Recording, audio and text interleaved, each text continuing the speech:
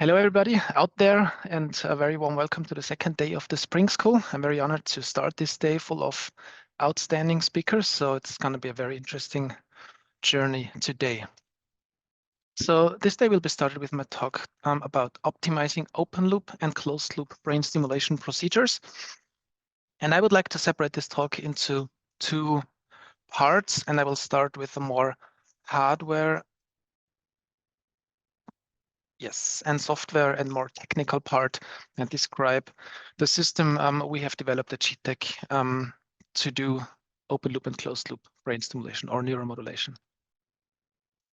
So what you can see here is a schematic of the overall complete multi-purpose brain stimulation research setup, which is able to do many things, and it consists of 3 core devices, which you can see here.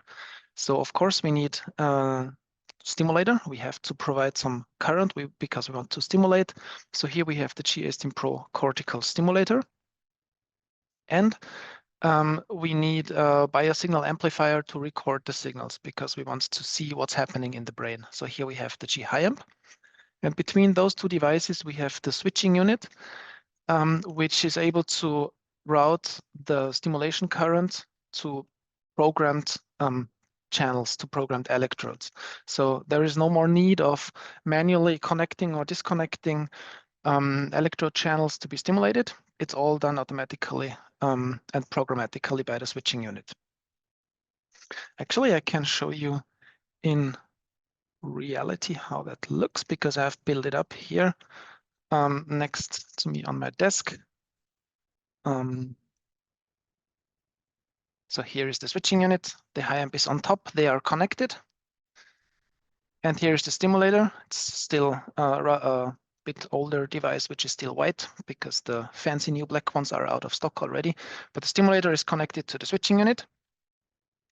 And then we have the switching unit connected to some electrodes I have here in saline. So this is salt water, and I have some electrodes. I hope you can see them inside the water. So I will do some test stimulations today.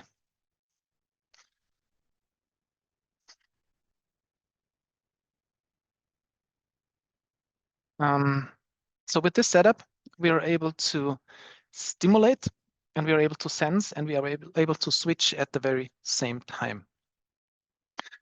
It's possible to do open loop and closed loop neuromodulation. And here, maybe it's good to introduce the difference between open loop and closed loop.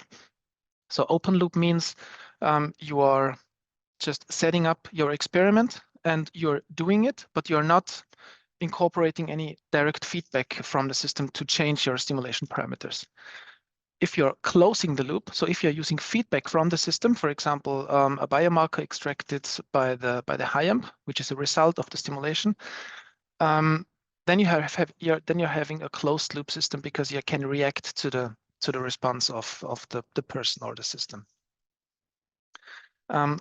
We have two ways how we can trigger and we can activate the system. So we can do all by software. We have all of the devices connected to a control PC by via USB, but we can also connect most importantly, the stimulator and the switching unit with trigger cables such that they can react to each other's activation much faster than it would be possible with only software triggers. When we are running an experiment, it's also possible to control the settings of the devices in real time. So for example, we can adjust the stimulation parameters, the current, or the duration of the stimulation phases. But of course, we can also change the stimulation channels in real time.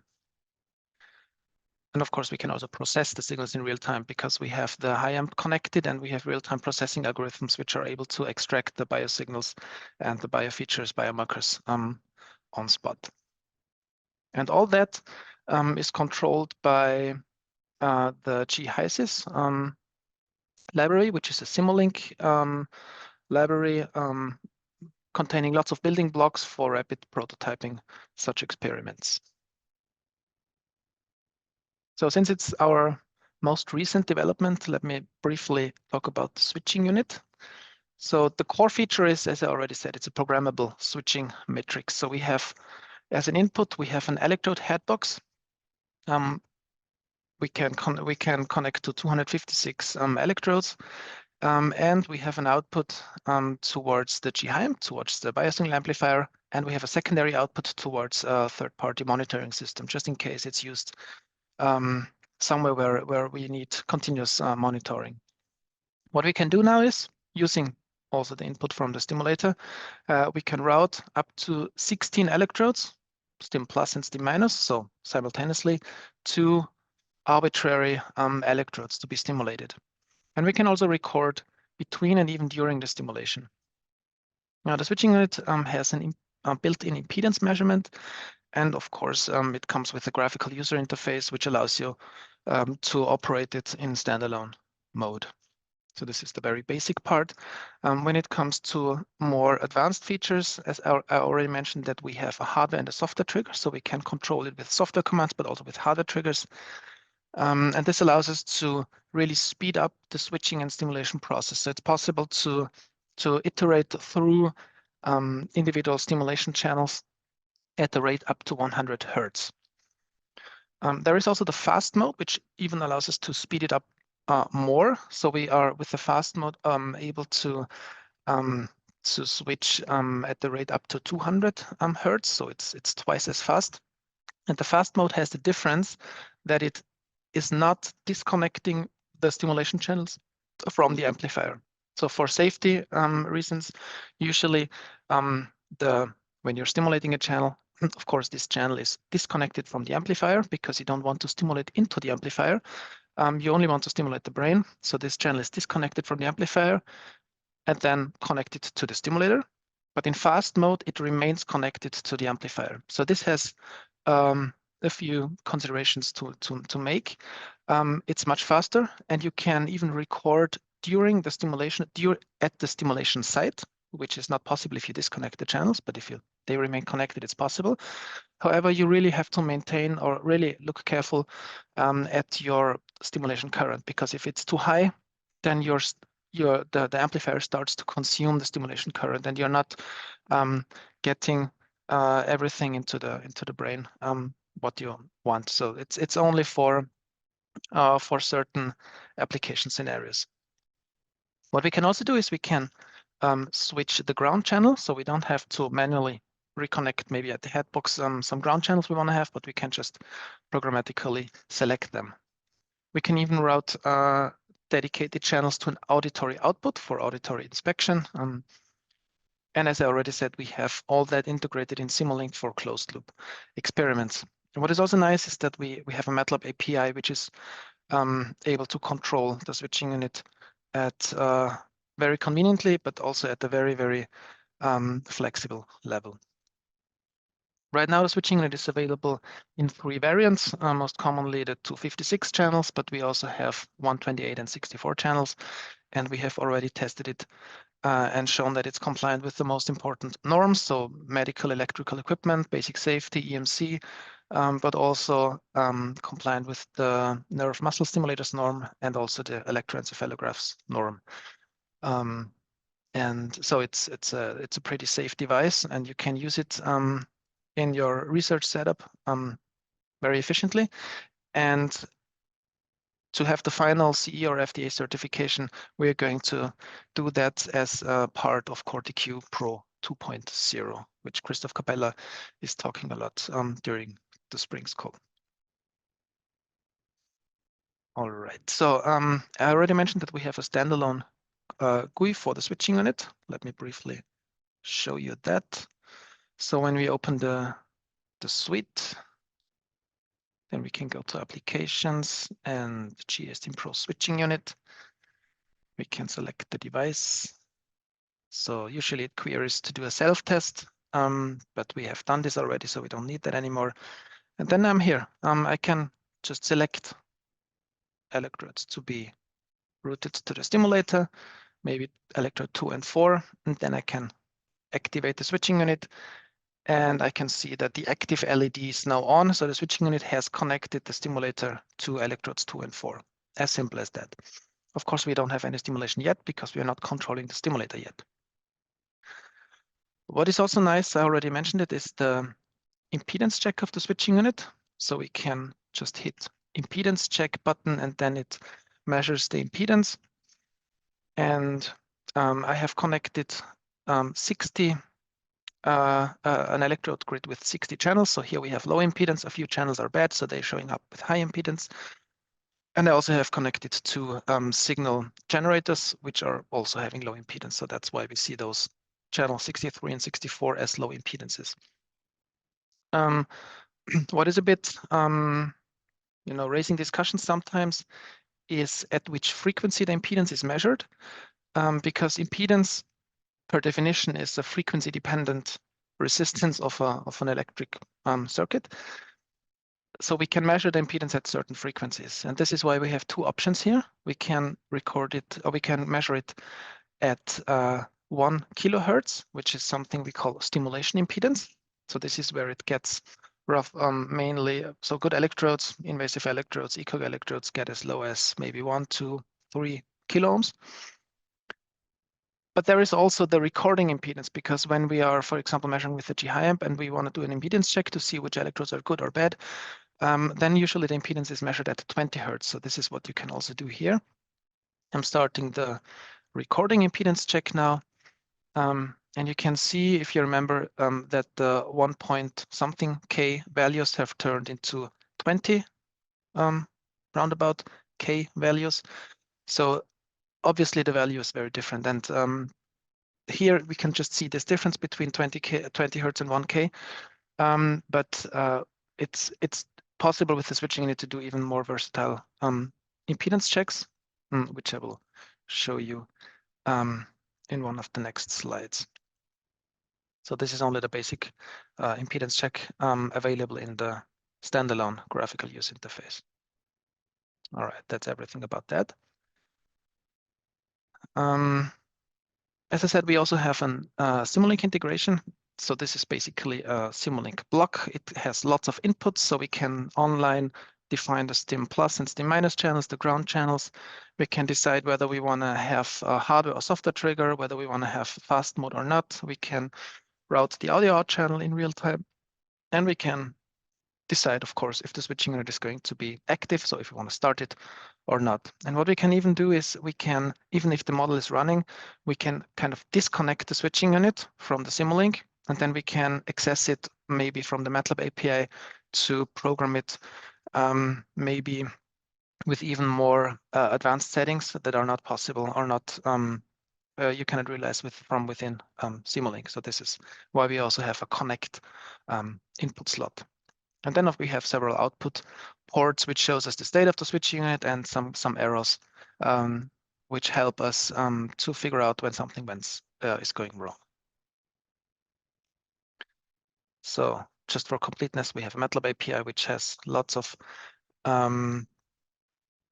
methods. It's object-oriented, so it's very convenient to operate the switching with a MATLAB API, and it's quite fast. So usually we have less than 30 milliseconds for a command to be executed.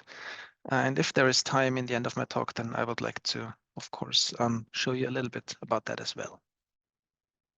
So coming back to the impedance check. So this is mainly one of the first things you're going to do before you're starting an experiment, because you, of course, want to make sure that your electrodes are well connected, and you know those electrodes that are not well connected, because you really don't want to stimulate into bad electrodes with high impedance, because this causes the stimulation voltage to increase, and this can happen. This can cause pain for the patient, because the current is fixed, and if the impedance increases, also the voltage increases, and this is something we want to avoid. So the core specs are that we are able to measure the impedance between 1 kilo ohm and 1 mega ohm. So that's quite a huge range, and we can measure it between 20 hertz and 1 kilohertz. We can measure it against ground. So typically all the electrodes against ground, the impedance between those electrodes and ground.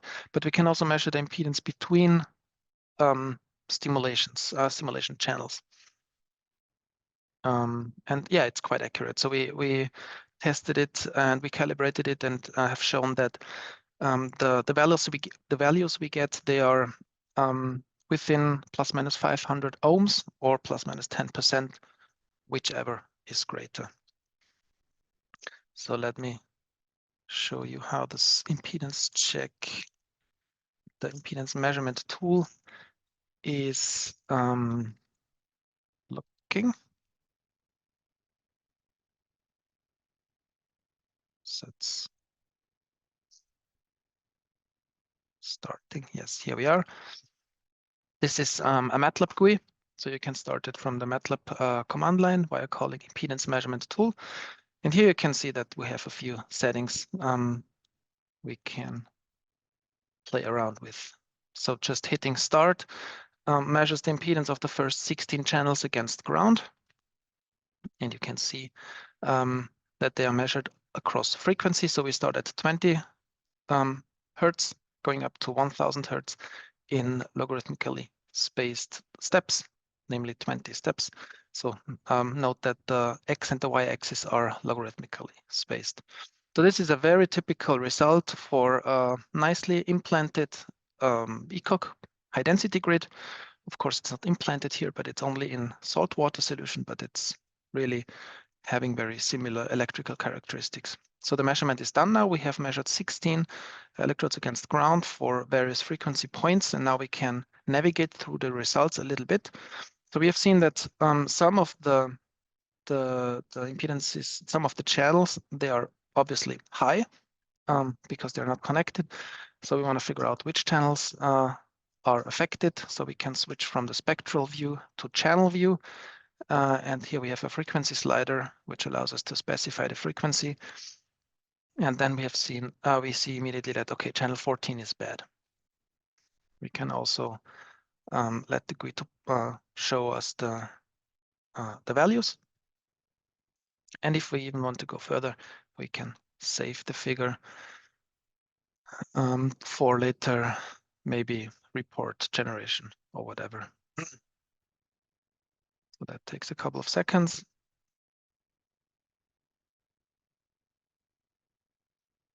But here we are provided with a ready to print high resolution image of the latest impedance check.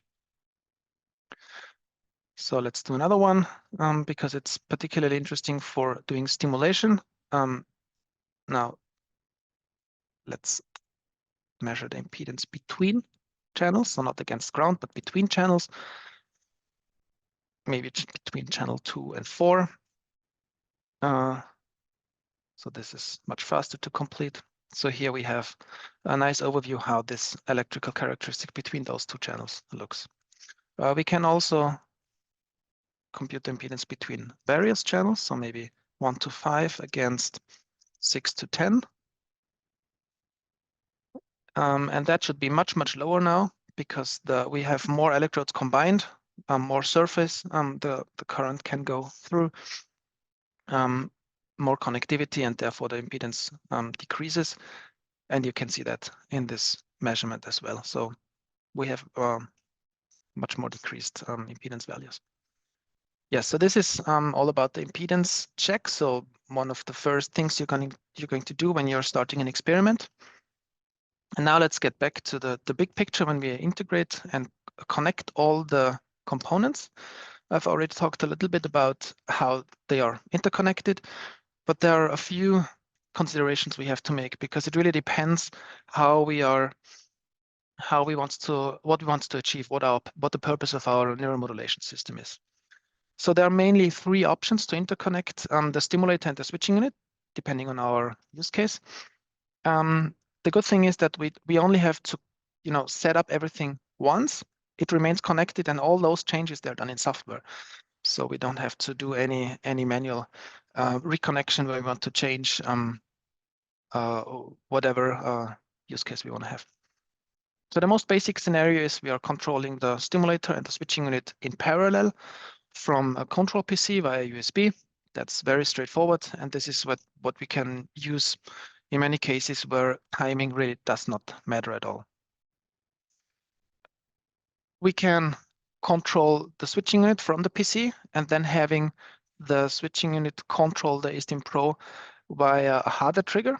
So this allows us a much faster onset of stimulation after the softer trigger, and we can already obtain decent stimulation timings with this setup. So this can be used with ECS and DBS, deep brain stimulation. Now what we can even do, and this is the setup which provides us the fastest stimulation onset, we can use a hardware trigger to start the stimulation to trigger the switching unit, and then the hardware trigger goes through all the way to the stimulator. So that means when we have a sensor, a hardware sensor, maybe a photodiode or a microphone, which detects something, an activity, then we are able to stimulate within 6 milliseconds after the hardware sensor has detected the activation. So this is the fastest onset setup.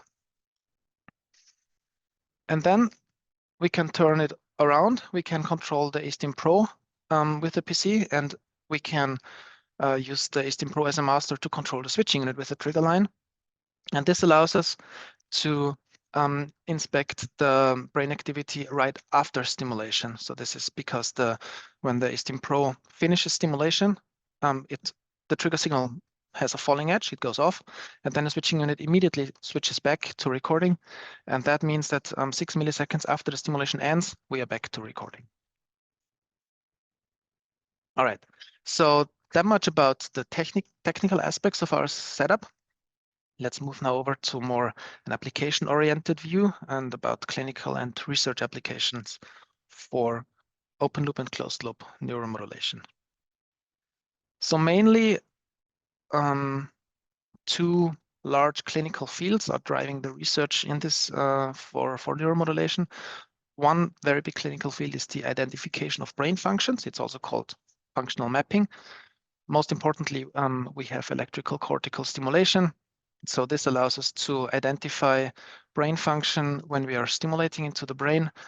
Now this is mainly done before a neurosurgery is taking place. Then we have CCEP and SEP, other ways how to identify brain functions.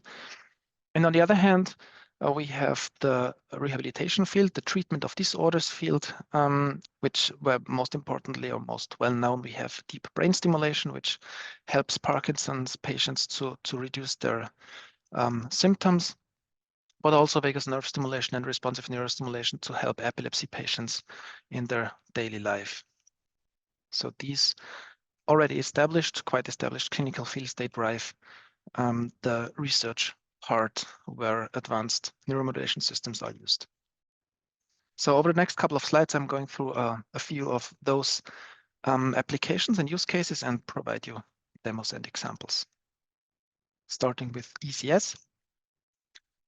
So basically it works in a way that we are injecting electrical current at a certain part of the brain. And this means that this part of the brain cannot function anymore as it would be without current. So we are overriding the physiology of this region. So this either exhibits a particular function, maybe hand movement or speech, or maybe a visual sensation, or it inhibits a particular function, maybe speech that you're not able to speak anymore. So here in the typical ECS mapping session, the regions of interest are stimulated, and then the response of the patient is documented, and based on this response, kind of a functional map is established, which is then serving as a guidance for the neurosurgery which is taking place.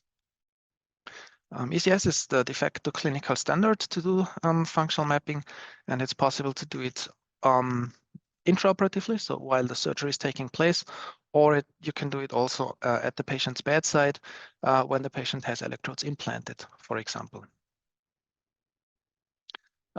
It's possible to map motor functions, somatosensory functions, or cognitive functions, so there is a wide area of functions or of cortical locations that can be mapped, and kind of all those cortical areas together that are very important for the everyday life of a person is called eloquent cortex. So usually we start, we stimulate with rectangular pulses at between 300 and 500 microseconds phase duration and a current between 2 and 15 milliamps and a rate of 50 and 60 hertz for a couple of seconds. So that's kind of the stimulation setting we have. And during such an ECS mapping, typically we start with very low currents to make sure we are starting safe, and then we increase the steps of the stimulation current by 1 or 2 milliamps, and then we are observing the patient's symptoms and proceeding as based on the behavioral response of the patient. So let me give you an example. This was recorded in Japan with and conducted by Dr. Kamada, one of our collaboration partners. So here you can see that the patient is doing a task and then the stimulation takes place and the patient is not able to move the hand anymore. So that means the motor area has been hit by stimulation. And also the patient reports that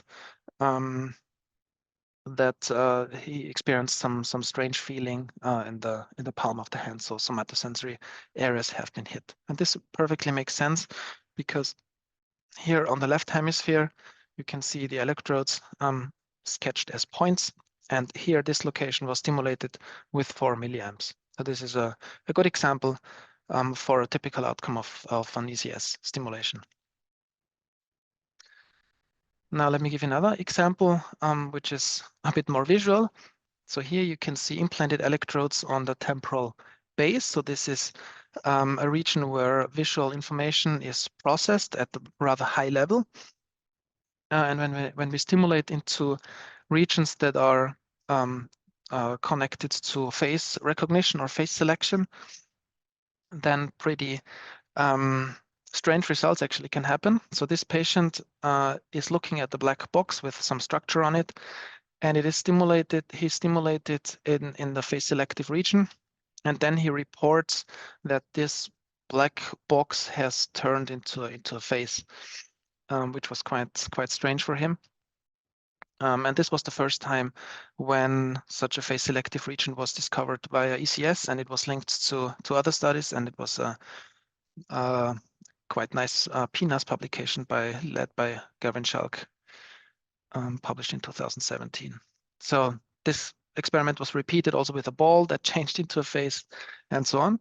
And what is interesting is that when we just moved the stimulation site a few centimeters apart and doing the same experiment again, you can see that here, then this face-related sensational change turned into a color-related sensational change. So this black box, it turned not into a face, but it turned into a very bright rainbow.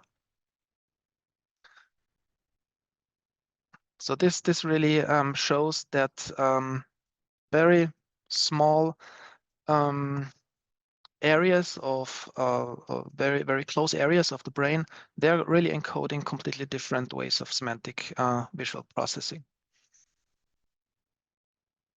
Great. So let me show you a demo now, how that works in Simulink. So let's start the Simulink model. Let me first do the self-test of the stimulator. So this is now started from within MATLAB, and Simulink is a MATLAB-based real-time prototyping and processing platform. And we have Christoph is filming. We have a couple of blocks here. Not going too much into detail. So this is the amplifier part, and we're going to observe the recorded signals in a scope. And here we have a 3D scope with exemplary high density grid implanted on the cortex, same grid as it's in the saline. And here we can select some electrodes for stimulation. So let's say we're using those two. And then we can run the system. So it's running now. The switching unit is also here. The block I have already explained to you. And the stimulator block is basically decoupled in another part of the model. So there is no direct connection because it's connected to the switching unit via a hardware trigger. All right, now let's select channels 4 and 5, 4 and 6 maybe, and activate it. I should have opened the scope first. Let's do it again. Yes. Here you can see the first 16 channels. They are scaled to typical ECOG range. And when I activate now the stimulator, you can, or when I activate the stimulation in the scope, then you can see that channel 4 and 6, they are disconnected and they are stimulated, and all the other channels, they exhibit the stimulation artifacts. So that's very easy now to go through the cortical locations with this topographical view of electrodes. That's actually it already. Very quick because it's so simple. Yeah, this is how it works in the hospital. Maybe because we are already short in time, I just skip that.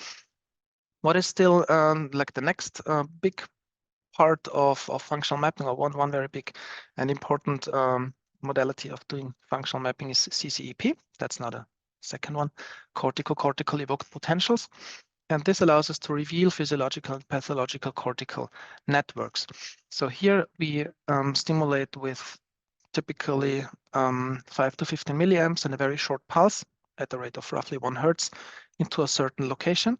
And then we are observing the evoked potentials, so the response of the brain at all the other locations. So this allows us to kind of determine a connectivity between the stimulation site, and based on the brain response, on the if we see certain patterns, it allows us to establish this or to detect this connection. The good thing is that the patient usually has no sensation, so this is something that can really run in the background. Here you can see an example when we stimulate into Broca area here. Then we see typical CSAP responses, those two deflections in the mouth motor area. So Broca's area is for speech production, and mouth motor is of course also for speech production. And it makes sense that those two areas are connected. The same happens if we stimulate in the same site, and if we observe the Wernicke area, which is responsible for receptive language, we can also see some nice deflections over here. So it makes total sense that speech production and speech reception, because we can hear what we are speaking, are also connected functionally. So we have put that into a free running system, which is running under the name CCP screening. So here you can see a fast forward recording of such a CCP screening session. In the left, you can see a scope and the stimulation channels indicated as red and blue. In the middle, you can see the recorded evoked potentials. For each simulation site, they are averaged. And then the top right, you can see the amplitudes of those responses represented by bubbles. I'm going to minute roughly 1. So this is very nice. It was here, roughly here. Yes, so again here, we stimulated here in the Broca area, and then at Wernicke area, we had a very huge response, which is, I think, channel 44 and channel 49. So that really works in reality, and it works without much manual intervention. You can just set up the whole system and let it run, and then you can analyze the data. Either you can inspect it in real time or you can analyze it afterwards. Great, then let's come to the rehabilitation or the therapeutic part of neuromodulation. And here I want to focus at deep brain stimulation or adaptive deep brain stimulation. So it has been shown that when you stimulate into the subthalamic nucleus, this allows you, or this really reduces the symptoms of a Parkinson patient. So you can do this all the time. Deep brain stimulation, you stimulate all the time this area. But this is kind of a not very sensitive procedure. So it makes sense to couple this stimulation or to trigger this stimulation with some biomarker. And it has turned out that when you extract the beta power in those subthalamic regions, and if you trigger this stimulation by when this power exceeds a certain threshold, then this leads to very, very good therapy results. Here is an example how we did that already a couple of years ago, but it's still a nice demo to show. It's essentially doing what I have said on the previous slide. So we are trying to detect we are computing the beta power from a recording, and when it exceeds the threshold, we are triggering stimulation in real time. So the stimulator is now being set up, it's activated, and it's waiting for stimulation now. And here we are setting up a few software parameters to threshold the power, the beta power, which is extracted accordingly. So here you can see that beta power in the scope on the left side and the threshold here. And to keep track of what's happening, the video is slowed down a little bit, but take note that now the threshold will be exceeded and immediately the stimulation takes place. So this is a very nice example for a closed loop brain stimulation setup where we are sensing brain signals, we are reacting to brain signals, and then we are reacting in a way of triggering stimulation based on a biomarker we extract.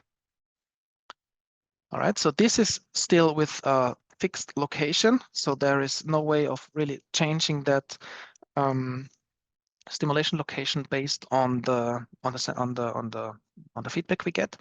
So let's take this a little bit further, and I have a demo for you now. Let's make this stimulation also switched.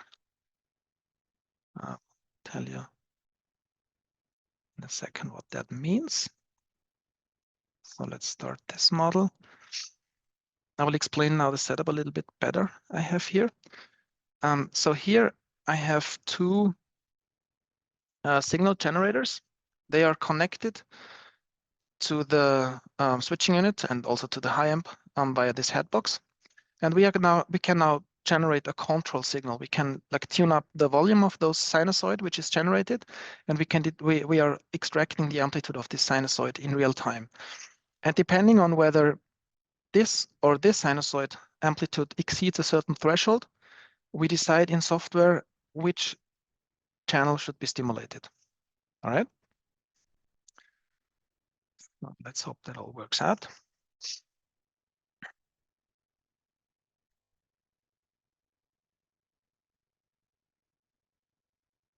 Here we are. Let's do the self-test.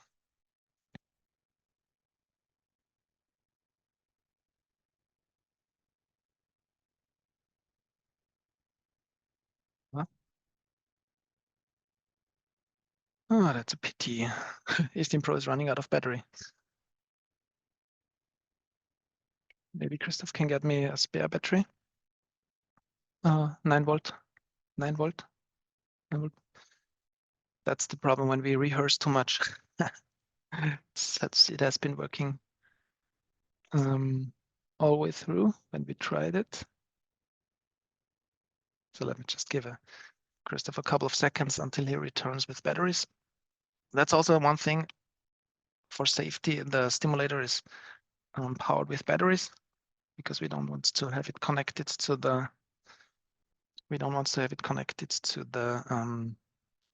main power outlet.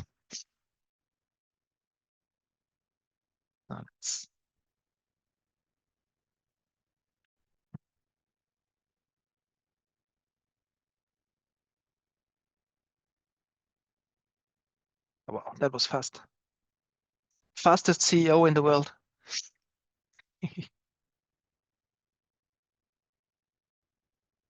Cool. Thank you. So we should be ready to go. This is how fast you can change the batteries of a stimulator. Great, so let's hope it works now.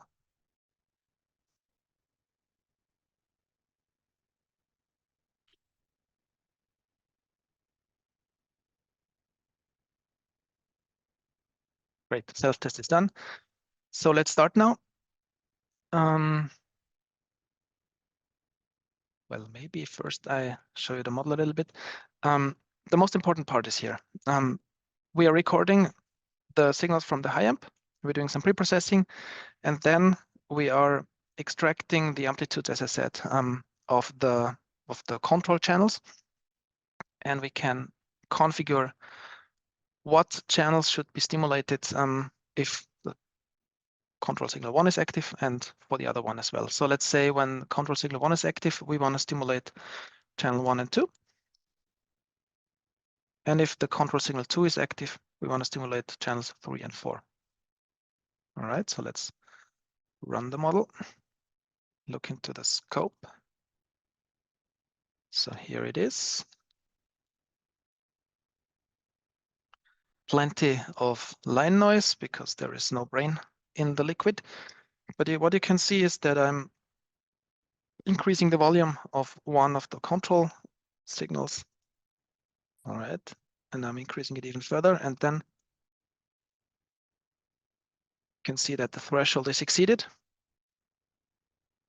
And in this case, I have turned up the second one, and the channels 3 and 4 are stimulated. So let's do that again.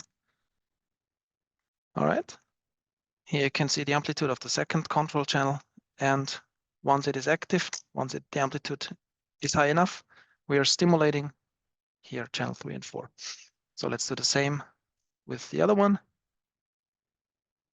And you can see nicely that channel 1 and 2 are stimulated. So you can see that by the switching artifact, which is this kind of slope, and all the other channels, they of course receive the stimulation artifact. So this is why you see the stimulation also here in the other channels.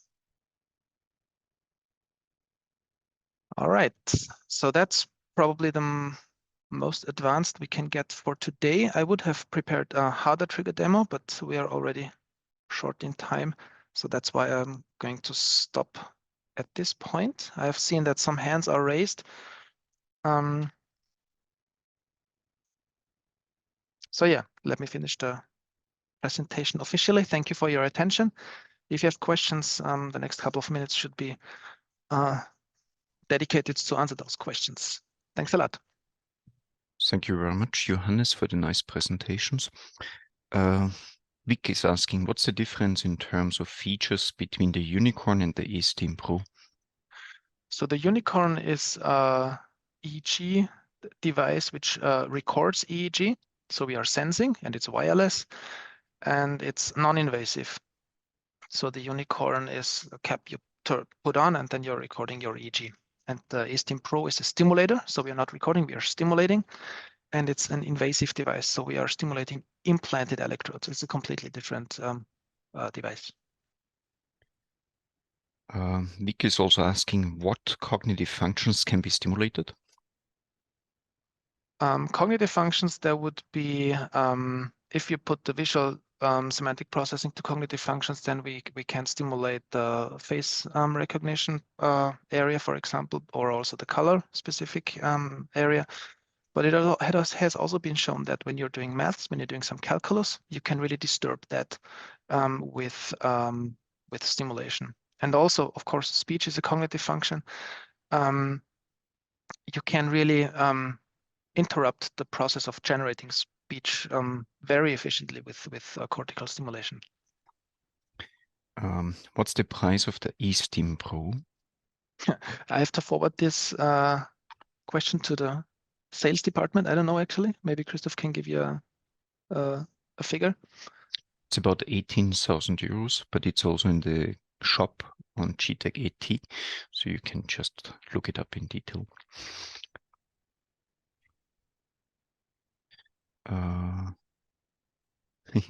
Somebody's asking, how is it getting a PhD with g.tec work? You're the expert. How it is? It's extremely interesting. So I've done fascinating tasks throughout my PhD, and I continue to do so. That's the very good part of it. Of course, you have to make sure that you don't lose focus, because the work here is so interesting that maybe the scientific part falls apart by the years that are passing. But if you are in a good environment, if you have a good professor, and I was lucky to have one of them, then it's just a really amazing journey. So if you want to do your PhD with g.Tec, then make sure to apply. Then Martin is asking, is it possible to connect the e-stimulator to electrodes wirelessly? No, that's not possible, because you have to deliver the current somehow. So you're not communicating. You are really transferring electrons into the brain, like charges, and those charges, they cannot be transmitted wirelessly.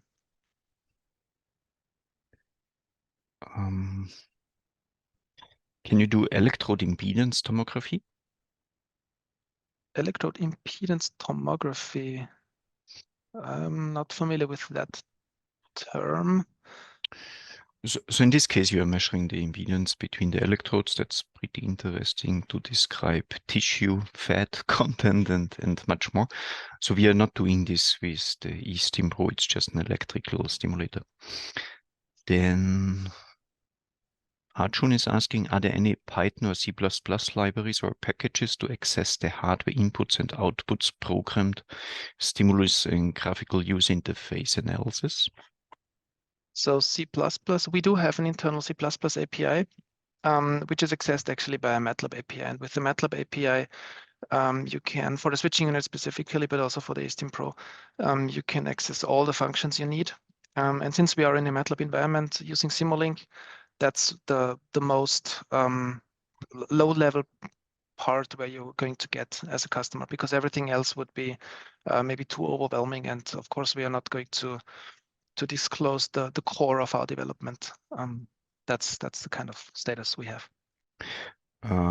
Sabat is asking, do you provide this presentation as a joint in the middle?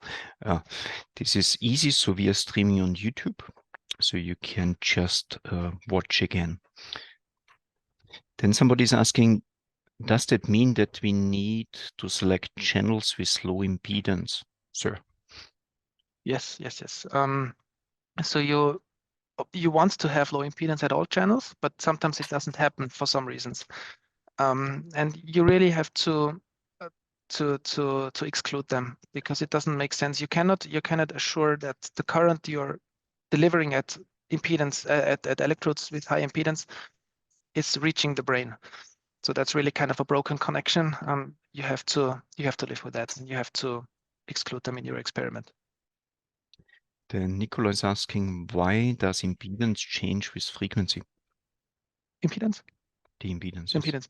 Well, that's basic electric circuitry. So we have, when we imagine the brain and the transitions between different media, different parts of the human body, they all act as, you can all describe all that in an electric equivalent circuit. And here we have resistors, but we also have capacitors. We have lots of parasitic capacitances, and they are, of course, variable depending on the frequency we are injecting. I cannot really explain the true physiological reason for that, but it's very reasonable, because when you're providing very high frequencies, these very quick alternating charges, they're just absorbed by the tissue somehow, and they're just getting like decreased, and then you're having a lower impedance overall. Whereas when you're applying a constant current source, all those charges, they just accumulate, and they get absorbed very slowly. So this is why we have a much higher impedance at lower frequencies than for higher frequencies.